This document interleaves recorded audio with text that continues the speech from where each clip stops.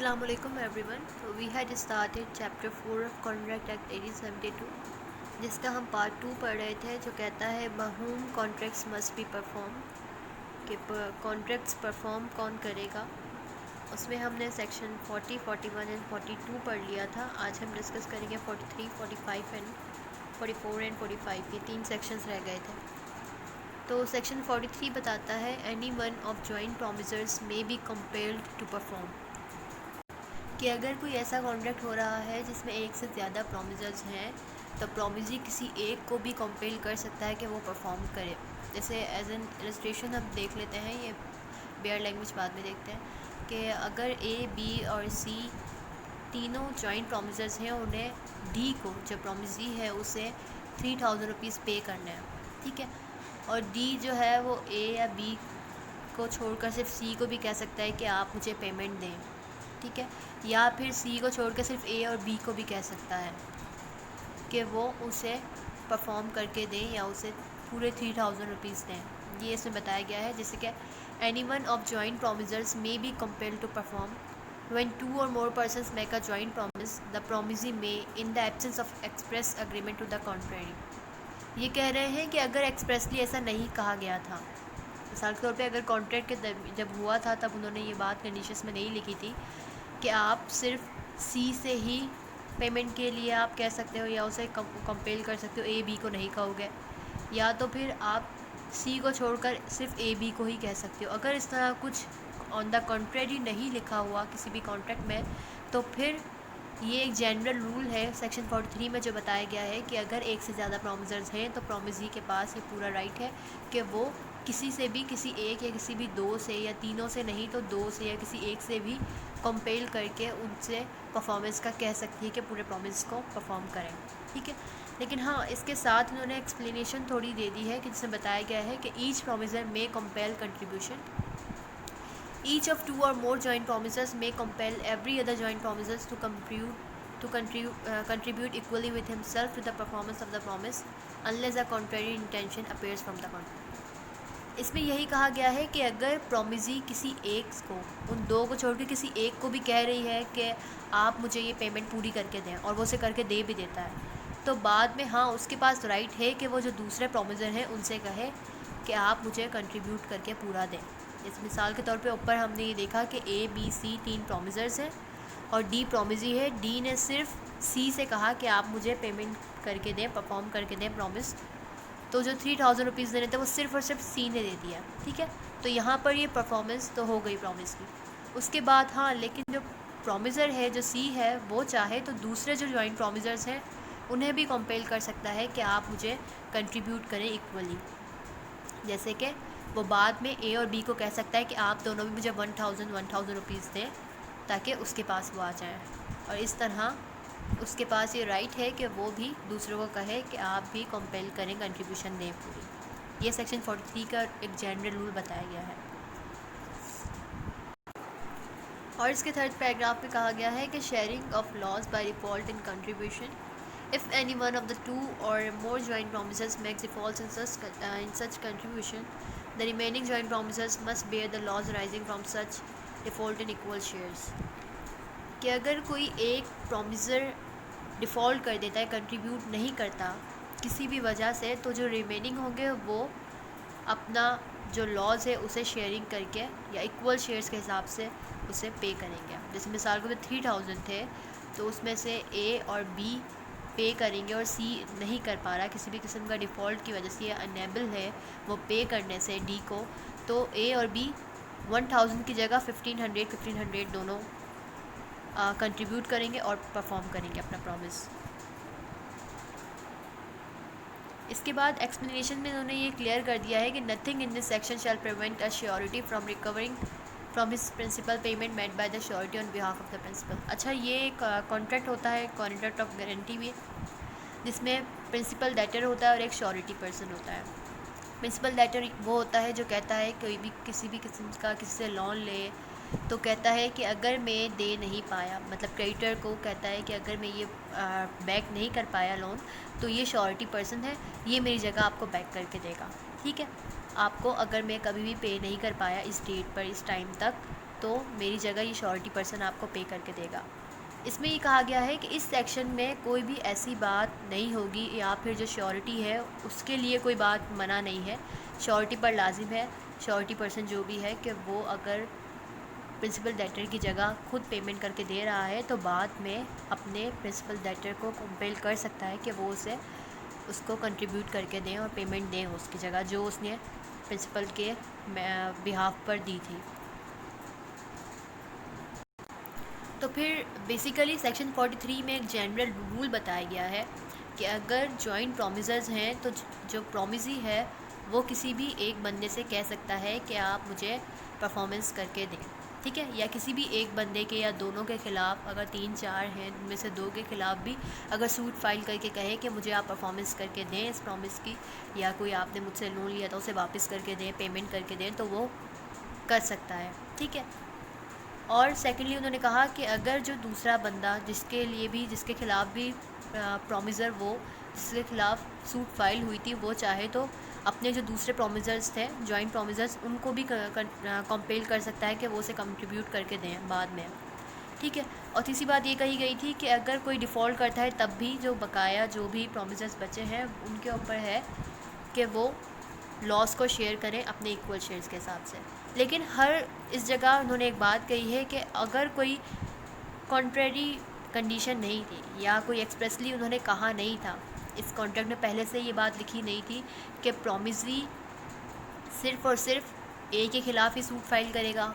या प्रॉमिसरी ए को छोड़कर सिर्फ बी सी के ख़िलाफ़ ही सूट फाइल करेगा, अगर ऐसी बात कोई नहीं लिखी थी तो ये जनरल रूल अप्लाई होगा हर जगह कि प्रॉमिसी किसी के भी ख़िलाफ़ सूट फाइल करके किसी के भी अगेंस्ट में कह सकता है कि प्रॉमिस परफॉर्म करें और उन्हें करना भी पड़ेगा। लेकिन हाँ, परफॉर्म करने के बाद जिसने परफॉर्म किया है सारा का सारा वो चाहे तो दूसरों को भी कंपेल कर सकता है। ये बात भी इस सेक्शन में एज अ जनरल रूल बताई गई थी और साथ एक्सप्लेनेशन में ये भी क्लियर कर दिया कि ऐसी कोई भी बात जो भी सेक्शन में बताई गई है वो श्योरिटी को नहीं रोक सकती कि वो रिकवर करवाए प्रिंसिपल डेटर से अपने जो भी उसने पैसे उसकी जगह पर दिए हैं उसके अगेंस्ट में या उसको रिप्रेजेंट करते हुए। इसके बाद नेक्स्ट सेक्शन में सेक्शन 44 में बताया गया है कि effect of release of one joint promiser, कि अगर कोई प्रॉमिसी ही किसी एक जॉइंट प्रॉमिसर को जो एक से ज़्यादा प्रॉमिसर्स हैं उनमें से किसी एक को रिलीज़ कर देता है, डिस्चार्ज कर देता है उस लाइबिलिटी से या उसके अगेंस्ट सूट फाइल नहीं करता और उसे कह देता है कि मैं आपको डिस्चार्ज करता हूँ, आपके पास कोई अब लाइबिलिटी नहीं है, और दूसरे जो प्रॉमिसर्स हैं उनके अगेंस्ट में सूट फाइल करता है, उनसे क्लेम करता है, तो उसका क्या इफ़ेक्ट होगा ये बताया गया है सेक्शन 44 में। तो वेयर 2 और more persons have made a joint promise, a release of one of such promises by the promisee doesn't discharge the other joint promisors or joint प्रॉमिसर्स। इसमें ये कहा गया है कि अगर एक से ज़्यादा प्रॉमिसर्स हैं यानी कि जॉइंट प्रॉमिसर्स हैं, उसमें से प्रॉमिसी अगर किसी एक जॉइंट प्रॉमिसर को डिस्चार्ज कर देती है उसकी लाइबिलिटी से और कह देती है जैसे मैं आपसे पेमेंट नहीं लेना चाहती, तो जो दूसरे रिमेनिंग जॉइंट प्रॉमिसर हैं वो अपनी लाइबिलिटी से डिस्चार्ज नहीं होते हैं, उन्हें लाजमी उसे पूरा करना है। जैसे मिसाल के तौर पे ए बी सी थे, उन्हें डी को 3000 रुपीज़ देने थे, डी कहता है कि मैं सी को डिस्चार्ज करता हूँ लाइबिलिटी से और सिर्फ ए और बी के अगेंस्ट में सूट फाइल कर देता है, क्लेम करता है, तो फिर यहाँ पर ए बी डिस्चार्ज नहीं हुआ, ए बी को अपना जो ये प्रॉमिस है वो परफॉर्म करना है पूरा का पूरा, यानी कि 3000 रुपीज़ ए बी को दोनों को मिलकर डी को देने हैं, ठीक है। लेकिन इसमें साथ यही कहा गया है neither does it free the joint promisor so release from responsibility to the other joint promisors or promisor, कि अगर दो में से जो 2 जॉइंट प्रॉमिसर हैं उन्होंने अपना परफॉर्मेंस दे दी पूरी, क्योंकि तीसरे को प्रॉमिसी ने ख़ुद डिस्चार्ज कर दिया, उसके अगेंस्ट में सूट फाइल भी नहीं की और उसे बिल्कुल डिस्चार्ज कर दिया प्रॉमिस से, लेकिन जो रिमेनिंग जॉइंट प्रॉमिसर्स हैं जिन्होंने उसके ख़िलाफ़ भी जो बचा था प्रॉमिसर उसके बदले में भी अपनी कंट्रीब्यूशन देकर अपना प्रॉमिस पूरा कर लिया, तो उनके पास ये राइट है कि वो भी जो रिमेनिंग प्रॉमिसर है जिससे डिस्चार्ज किया गया था प्रॉमिसी की तरफ से उसको सूट फाइल कर सकते हैं कि वो उनसे कंट्रीब्यूट करके दें, ठीक है। तो यहाँ पर उसकी जो रिस्पॉन्सिबिलिटी है एज अगेंस्ट दोस्त जॉइंट प्रॉमिसर्स वो ख़त्म नहीं होती, यानी कि ए बी और सी जो तीनों प्रॉमिसर्स थे उन्होंने डी ने सी को डिस्चार्ज कर दिया और सिर्फ ए बी के ख़िलाफ़ सूट फाइल की और ए भी ने उसे 3000 रुपीज़ दे भी दिया, यहाँ पर परफॉर्मेंस हो गई पूरी। लेकिन हाँ, बाद में ये है कि ए भी दोनों मिलकर सी के ख़िलाफ़ सूट फाइल कर सकते हैं और उससे कंपेल कर सकते हैं कि आप हमें 1000 रुपीज़ दें जो हमने आपकी जगह भरे। ठीक है, तो the effect of a release of any one of joint promisors by the promise doesn't release or stars the other joint promisors. ठीक है, एक बात तो हमें ये पता चली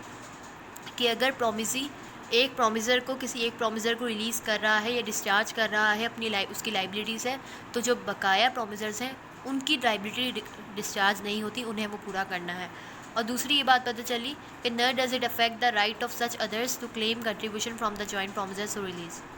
और बाद में जो जॉइंट प्रोमिसर को रिलीज़ किया गया था, डिस्चार्ज किया गया था, उससे भी वो कंट्रीब्यूशन क्लेम कर सकते हैं जो रह चुके हैं। ये दो बात इसमें बताई गई है सेक्शन 44 में एक रूल के तौर पर कि अगर कोई एक जॉइंट प्रोमिसर को रिलीज़ किया जा रहा है तो दूसरे जॉइंट प्रोमिसर्स की लाइबिलिटी रिलीज़ नहीं हो रही, उन्हें पूरा करनी है। और अगर दूसरी बात यह है कि जिस जॉइंट प्रोमिसर को रिलीज़ किया गया है उसे भी क्लेम कर सकते हैं बाद में दूसरे जॉइंट प्रोमिसर्स कंट्रीब्यूशन के लिए। इसके बाद है सेक्शन 45 जो कि बात करता है डिवोल्यूशन ऑफ जॉइंट राइट्स की। अच्छा, हमने सेक्शन 42 में डिस्कस किया था कि डिवोल्यूशन ऑफ जॉइंट लाइबिलिटीज़, तो अगर हम दोनों को साथ देखें तो ज़्यादा अच्छा है क्योंकि प्रिंसिपल्स जो है वो सेम है इन दोनों के। जैसे कि उसमें बताया था कि अगर कोई भी प्रॉमिस करता है, एक से ज़्यादा प्रॉमिसर्स हैं, तो उनकी लाइबिलिटी किस तरह से, अगर कोई एक बंदा उनमें से मर जाता है तो कैसे उसके लीगल रिप्रेजेंटेटिव उसकी जगह पर उसे परफॉर्म करेंगे। यहाँ तक कि अगर दोनों तीनों जितने भी थे वो सब भी मर जाते हैं तो उन सब के लीगल रिप्रेजेंटेटिव उसे किस तरह से परफॉर्म करेंगे। यहाँ बात की गई है डिवॉल्यूशन ऑफ जॉइंट राइट्स की, कि राइट्स उनके किस तरह से डिवॉल्यूम होंगे। तो उसमें है कि when a person has made a promise to 2 और more person jointly, then unless a contrary intention appears from the contract, the right to claim in performance rests as between him and them। अगर कोई एक बंदा 2 या 3 बंदों से promise करता है कि वो उन्हें परफॉर्म करके देगा, या जैसे कि इसमें इलस्ट्रेशन में दिया गया है कि A in consideration of 5000 rupees lent to him by B and C promises B and C jointly to repay them that sum with interest on a day specified। ठीक है, ए 5000 रुपीज़ लेता है अगर बी सी से,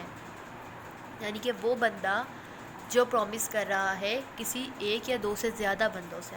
यानी कि यहाँ promise ही एक से ज़्यादा है, उनसे प्रॉमिस करता है कि वो उन्हें परफॉर्मेंस करके देगा। ठीक है, तो यहाँ ये कहा गया है कि अगर जो राइट है परफॉर्मेंस की क्लेम करने का, जो प्रॉमिस ही हैं उनके जो ये वाला राइट है कि क्लेम ऑफ परफॉर्मेंस, वो किस तरह से उनके दरमियान रहेगा। अगर 2 से ज़्यादा, एक से ज़्यादा प्रॉमिसी हैं तो किस तरह से, अगर कोई उनमें से एक मर जाता है वो दोनों तीनों मिलकर क्लेम करेंगे। अगर उन दोनों तीनों में से कोई एक मर जाता है तो उसका रिप्रेजेंटेटिव, अगर 3 है तो 3 में से 2 मर जाते हैं तो 2 का रिप्रेजेंटेटिव, और यहाँ तक कि लास्ट तीनों के तीनों जो प्रॉमिसी हैं वो मर जाते हैं तो उनके जो लीगल रिप्रेजेंटेटिव्स होंगे उनमें डिवॉल्यूम हो जाएगी इनके राइट्स और वो क्लेम कर सकते हैं जॉइंटली परफॉर्मेंस के लिए। ये सेक्शन 45 में बताया गया है। जैसे कि ये इलस्ट्रेशन में है कि A in consideration of 5000 rupees, जो ए ने पैसे लिए 5000 रुपीज़ बी और सी से और प्रॉमिस किया कि मैं एक स्पेसिफाइड डे में इंटरेस्ट के साथ आपको ये पैसे लौटाऊंगा। ठीक है, बी जो है वो मर जाता है, उसने बी और सी दोनों से लिए हैं ना, तो बी जो है वो मर जाता है। The right to claim performance rest with B's representative jointly with C during C's life. अब यहाँ पर उसके परफॉर्मेंस की क्लेम के लिए कि आप हमें 5000 रुपीज़ दें, बी तो मर गया, सिर्फ सी नहीं कहेगा, बी का जो रिप्रेजेंटेटिव है वो भी साथ मिलकर, सी और बी का, सी तो ज़िंदा है और बी का जो रिप्रेजेंटेटिव है वो मिलकर ए से क्लेम कर सकते हैं कि आप हमें परफॉर्मेंस दें, 5000 रुपीज़ हमें वापस दें। ठीक है, and after the death of C with the representative of B and C jointly. और अगर सी भी मर जाता है तो जो सी का रिप्रेजेंटेटिव होगा वो दोनों मिलकर, यानी कि representative of B and representative of C दोनों जॉइंटली क्लेम कर सकते हैं परफॉर्मेंस के लिए। ये सेक्शन 45 में बताया गया है कि किस तरह से डिवॉल्यूम हो रही है उनके राइट्स। ठीक है, उम्मीद है आप सबको समझ आया होगा। जज़ाकमुल्लाहु खैरा। इंशाअल्लाह हम नेक्स्ट वीडियो में नेक्स्ट चैप्टर स्टार्ट करेंगे।